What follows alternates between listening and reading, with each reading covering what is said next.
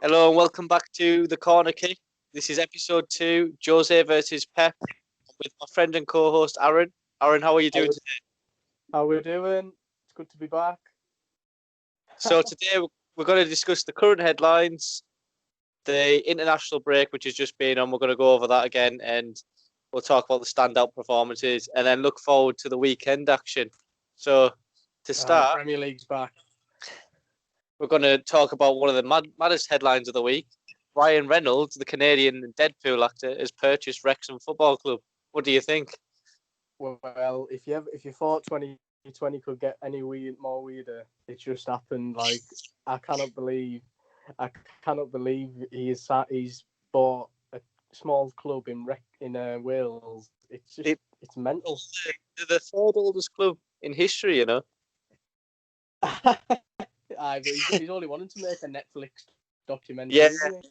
So that's what the crack was. That he's bought it so he can make a Netflix style documentary and use it as his cash cow kind of thing and make money through it.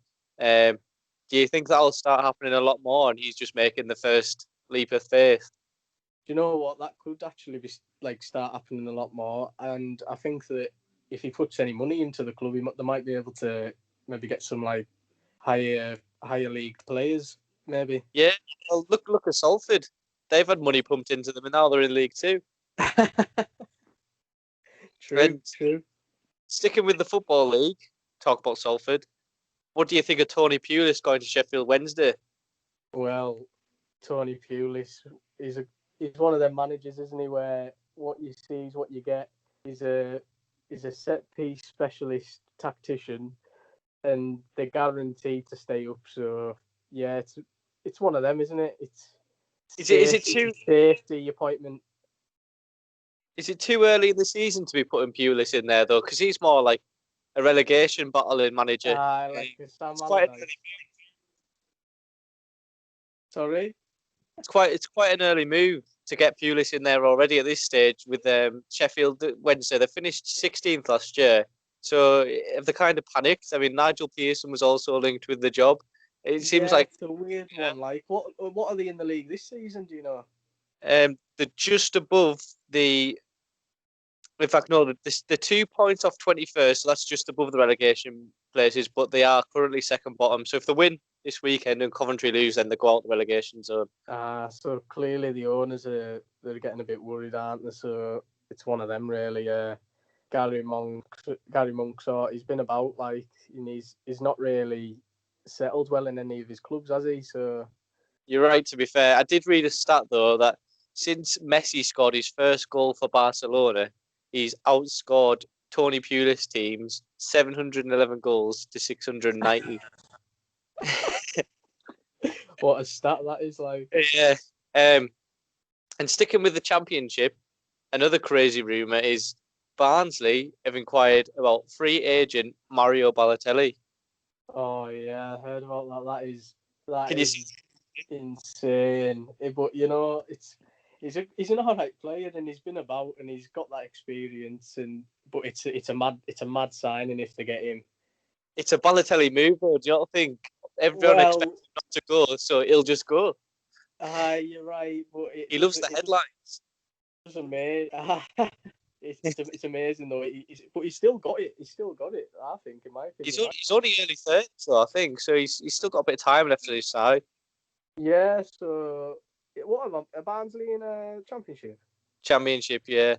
Oh well, you never know. Like, it could be with a signing like that, they could be fighting for a playoff place, or you never know, really. Yeah. Do you? On a scale of 1 to 10, how likely do you think Balotelli to Barnsley is? Well, if Ryan Reynolds is buying a small Welsh club, I'm afraid it could be a 7 out of 10. Like, wow, 7 out of 10. You heard me.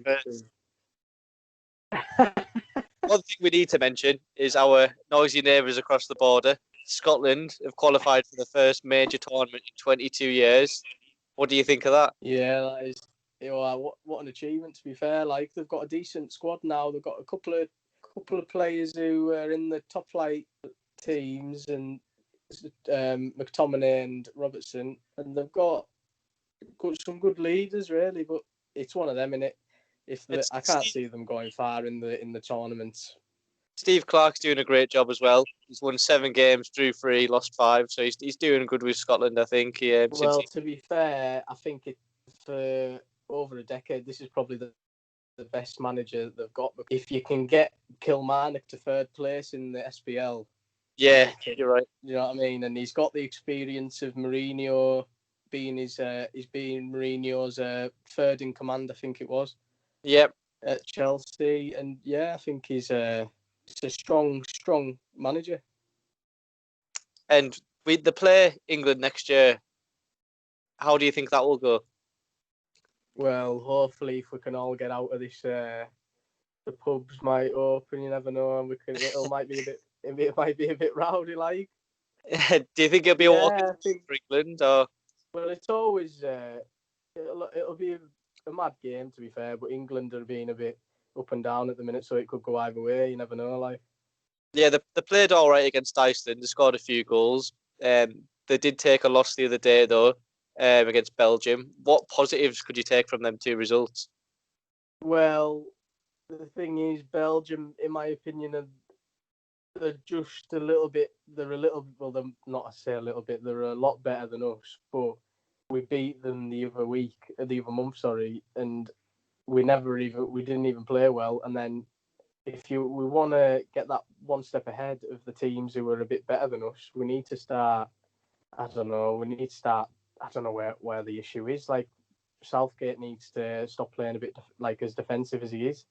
Yeah, with all the attacking talent he's got with Rashford, Sterling, Kane, Greenwood. Well, I've heard all week everyone saying that we need to start building the team around Grealish and stuff like that, and I think it's the correct method, if you ask me. Who do you drop so Grealish can play then? Harry Kane's captain, so he's a striker, isn't he? And then do you put Grealish on the left, or do you play him attacking midfield? I'd play him, honestly, I would play him Cam in the middle, and he can bounce off like the likes of Phil Foden, and I don't know if Mason Mount could play with him. I'm not too sure, to be fair. I didn't actually watch the game, but did you watch it? I missed it. I've seen the highlights. Foden had a really good game. I've seen Foden. But it's a weird one. Grealish is like his next level, and but Phil Foden's also next level. But people are saying that Grealish is probably the next Paul Gascoigne in a way, Gazza. So do you put Rashford and Sancho next to him, or do you put Sterling and Rashford? Well, Rashford definitely. Sancho, Sterling, similar players. Rashford's got more pace. But I suppose Sancho can probably hold the ball a bit better than Rashford. But Rashford can go against defenders, and it's a weird one, really. Like, if Grealish puts the ball into them both, they can get the goals. Yeah. Well, hopefully we'll see plenty of them at Man United. Well, I don't know, like. So moving on, we're going to talk about the performance of the week. So I've got a couple of options to run you through here, and I'd like to know your opinion. So Jan Sommer of Borussia Mönchengladbach, hope I've said that right, saved two penalties from Sergio Ramos, who scored his previous 25 penalties, and the game ended 1-1 between Switzerland and Spain. Mahrez scored a wonderful goal. I don't know if you've seen it. He scored a real good goal against Zimbabwe in an African Cup of Nations qualifier. I didn't see it, but like, honestly, Mahrez, most underrated player in my opinion. He's got the attributes to be the next Messi. Yeah, you heard it here first. That's a bit much. Timo Werner scored twice for Germany against Ukraine. That's standard. Kante scored the winner against Portugal. Wijnaldum scored twice against Bosnia, and then Ferran Torres, not Fernando, scored a hat-trick for Spain when they beat Germany 6-0 last night. So running through that list, who would you give Player of the Week to? Well, in my opinion, I would give Player of the Week to the most humble player in football, N'Golo Kante, because he doesn't get many goals, but we all know what he's like, and he's just next level. Isn't he? You'd have him at any club, United, Liverpool. Yeah, you're right. And also, runner up, I would give to either Mahrez or Wijnaldum, because Wijnaldum's underrated and he's going to have to step up with these injuries as well at Liverpool. Yeah, it's a strange one, really, because he plays a bit further forward for Holland, and he always seems to get man of the match. Yeah, I've noticed that as well. I don't think he's had an assist in the league last year, but he goes away on international duty and he plays crazy. Yeah, and he's a good player.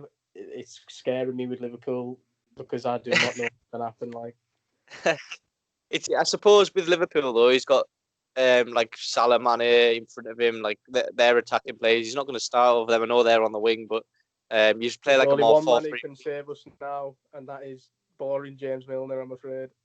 Get everyone sorted. So you've gone with Kante for Player of the Week. I'm going to go with Jan Sommer because I thought it was an interesting stat. And then moving from Player of the Week, we're going to go to the game of the weekend, this weekend coming up. And we all know who it is. It's José versus Pep. It's live on Sky and Now TV on the Saturday the 21st at 5:30. So, well, honestly, I think it could be Spurs this season. I'm hoping it's not going to be, but it looks like with the attack they've got, they're looking a bit scary. They also, with Pep, he's got a point to prove as well. So it on paper it could be a draw, but it could also be a lot of goals. Spurs won the last time they played in February. Spurs are currently second in the league and City are 10th. City drew last time out before Liverpool. Drew to Liverpool last time out before the international break. I don't know whether that'll motivate a bit more because they need the points. But I think City might just play it into Spurs' hands. And by that I mean Spurs will sit back and take the pressure and counter-attack. And Kane's got 7 in 8 this season. Son's just won Player of the Month. He's got 8 in 8.